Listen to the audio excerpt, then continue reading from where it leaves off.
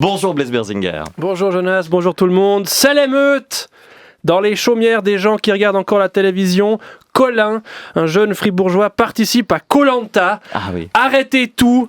Le fait que des gens meurent en Ukraine, on s'en branle. C'est diablement plus excitant de regarder 24 trous du cul quitter la France métropolitaine et se rendre dans leur colonie pour faire semblant d'y être pauvres, prétendre lutter pour y survivre et gagner du fric, pendant qu'un animateur vous parle comme si vous aviez un quotient intellectuel négatif. Koh-Lanta. Il y a des adeptes de Koh-Lanta autour de la table ? Non. Ah ouais, d'accord. Non. Bon, bah, c'est On n'a plus le droit maintenant. J'explique. Nous, on regarde l'aimant bleu, monsieur. Oui. Alors moi aussi, d'habitude, Koh-Lanta, je m'en fous, mais quand j'ai su qu'il y avait un Suisse qui était candidat cette année, ça m'a fait comme les Jeux Olympiques. Quoi ? On a une chance de médaille en monoski biplace mixte. Il faut que je mette mon réveil à 3h du matin.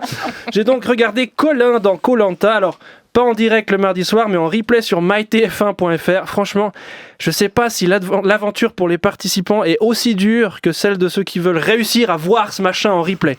Il faut se créer un compte, trouver le bon épisode parmi les 8962 éditions et surtout l'épreuve de sang-froid. Se taper non pas une, non pas deux, mais bien 3 publicités en début de lecture. Et si tu fais autre chose sur ton ordi en attendant que ces pubs passent, en ouvrant une autre fenêtre ou que sais-je, ils savent! Non. Et les pubs s'arrêtent. C'est une prise d'otage. T'es obligé de les regarder en entier. Alors je m'adresse aux annonceurs, vous croyez vraiment que ça marche ?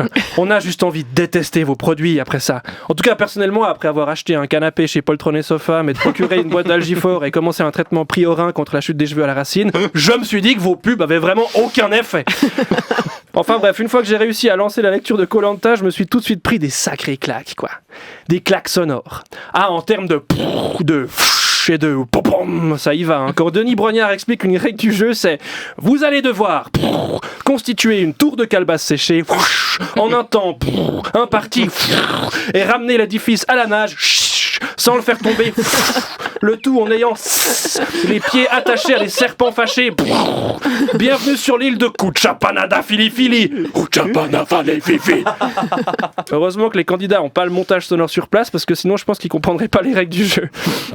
Denis Brognard, il est marrant aussi quand il a son fameux gimmick de l'émission « Il n'en restera qu'un !» Puis moi qui me suis habitué au parler inclusif, toutes et tous, chacun chacune, tout ça, ça me fait bizarre qu'ils disent « Il n'en restera qu'un !» Et je me suis imaginé comme ça pèterait tout son truc qu'il fasse « Et il n'en restera qu'un !» ou qu'une. Ça dépend, mais tout est ouvert, hein, y a pas de... Un truc qui me fait marrer, c'est aussi quand Denis nous pose une question à nous, les téléspectateurs étrices, il utilise un ton comme s'il allait nous faire une longue liste, mais en fait, il donne que 2 propositions, écoutez. Répondez correctement à cette question. Qui est arrivé premier sur cette épreuve ? 1. Alexandra. 2. Jean-Philippe. Je pense qu'il y en a encore 20. Non. C'est fini. Voilà, ça me laisse une grosse sensation d'inachevé. Grande nouveauté cette année, il y a 2 totems. Alors moi qui n'ai jamais regardé, je vous avoue, ça m'en a touché un sans faire bouger l'autre. Il y a un totem maudit maintenant. Et les gens sont en panique. Il y en a qui pleurent en disant « Le totem maudit peut frapper n'importe qui à n'importe quel moment dans chaque épreuve. » Pleure pas, Rodrigo, c'est pas vrai. Il est pas vraiment maudit. C'est 15 couillons dans un hôtel sur l'île d'à côté avec des chemises TF1 qui décident « Vous êtes pas vraiment pauvre !» Bon, personne ne s'appelle Rodrigo, mais parlons un peu des candidats. Il y en a un, Jean-Charles, dans la vie, il est fustier. Fustier. Oui, je connaissais pas ce métier. Il n'y a pas d'interdiscountier ou de médiamarquière, mais il y a des fustiers. Ça a rapport avec le bois. C'est marrant comme le montage essaie toujours de nous faire croire que les métiers que les candidats exercent dans la vie demandent des aptitudes qui vont être utiles pour Koh-Lanta. Il y a une candidate qui est croupière de poker, elle dit « C'est un job qui demande de la concentration, de la régularité et du travail. » Donc c'est la définition d'un métier, quoi. Il y en a une autre, c'est une ancienne handballeuse professionnelle. C'est un métier qui demande de la concentration, de la réalité du travail. S'il y a une épreuve, il faut lancer des balles en feuilles dans des buts en bambou, je pourrais sortir mon épingle du jeu. On a aussi, je suis mère de 3 enfants, je serai à l'aise pour gérer la tribu. Ou je suis pisciniste, je peux être utile pour filtrer l'eau de mer. Je suis proctologue, la noix coco me fait pas peur. Je suis danseuse au Moulin Rouge, traîner en maillot de bain avec des mecs hétéros ne m'effraie pas. Je suis banquier, je peux héberger vos colliers d'immunité, même si vous êtes un dictateur. Un dictateur, dommage que j'ai raté ce mot. Bon, c'est pas grave. Il y a un candidat qui s'appelle Fouzi. Fouzi. Oui, je connaissais pas ce prénom, il a dû ramasser dans la vie le pauvre. Toutes ces blagues qu'on a dû lui faire sur son nom, j'espère qu'il est pas trop entouré de gens qui font des gags dans son métier, écoutons.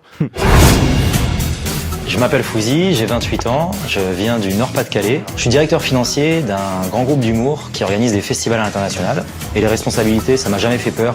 Et puis accorder les adjectifs au pluriel non plus, apparemment. Oui, les festivals internationaux, t'avais qu'un seul des deux halles à changer, c'était pas un gros effort. Alors, ils bossent pour un festival d'humour. Je suis allé checker ça et apparemment, c'est le festival L'Hilarious qui n'est autre qu'une antenne du Montreux Comedy Festival. Ah ouais. Ah, Fouzi, il va bader à Koh-Lanta parce qu'il va tomber sur Colin, qui est un Suisse. Et les Suisses au Montreux Comédie, ils savent pas ce que c'est. Il va rien comprendre. Ça, c'était un petit message. Ça, c'est une blague d'humoriste Ouais, suisse. ouais. Oui. Colin, du coup, parlons-en. Il a fait son petit effet sur les gens qui aiment les hommes. Il est beau gosse, c'est vrai. Et en tout cas, c'est pas pour ses notions de géographie qu'il a séduit son monde. Écoutez, ça se passe en début d'émission quand il rencontre un autre candidat de Normandie. Salut, moi c'est JP. Colin. Salut Colin, enchanté. Tu viens d'où? Je viens de Dieppe, en Normandie. Je connais pas, mec. Voilà, je connais pas la Normandie. Alors je me suis reconnu en lui, le Suisse qui fait genre il connaît pas la France pour pouvoir placer avec fierté qu'il est Suisse. Tu viens d'où? Lyon? Ah, je connais pas, je suis pas français car je suis pas Suisse en fait. Hashtag exotisme, hashtag neutre, hashtag tilsit. Comme chaque candidat, Colin a droit à son court portrait. Je m'appelle Colin, j'ai 25 ans, je viens d'un petit village en Suisse. Oh, et là il coupe. Tiens, il coupe juste avant qu'il dise de quel village suisse il vient. Mais moi je sais d'où il vient, j'ai mes infos, j'ai mes sources, internet. Il vient de Grelais. Et si la prod de TF1 a volontairement censuré le nom du village, c'est parce que quand ils sont venus tourner le petit portrait, ils ont vu Fribourg. Ils ont vu le district de la Sarine, ils ont vu la Broye. Et ils se sont dit, voilà où est-ce qu'on tourne notre prochaine saison de Koh-Lanta. Koh-Lanta, Sarine, Broye et la brume maudite. Avec l'épreuve où il faut sortir de Belfaux en premier sous peine de se voir attribuer le totem chauve à sourcils. Villars-sur-Glanois. Voilà, j'espère que la direction de TF1 aura entendu ma proposition. Prochain épisode mardi soir. Mais bon, je sais que TF1 va prendre cher ce soir-là en termes d'audience, puisque la RTS vous proposera en même temps une édition d'À bon entendeur consacrée aux plateformes de référencement. Des fois, on peut juste pas régater. Bon dimanche. Merci Blaise Berzinger.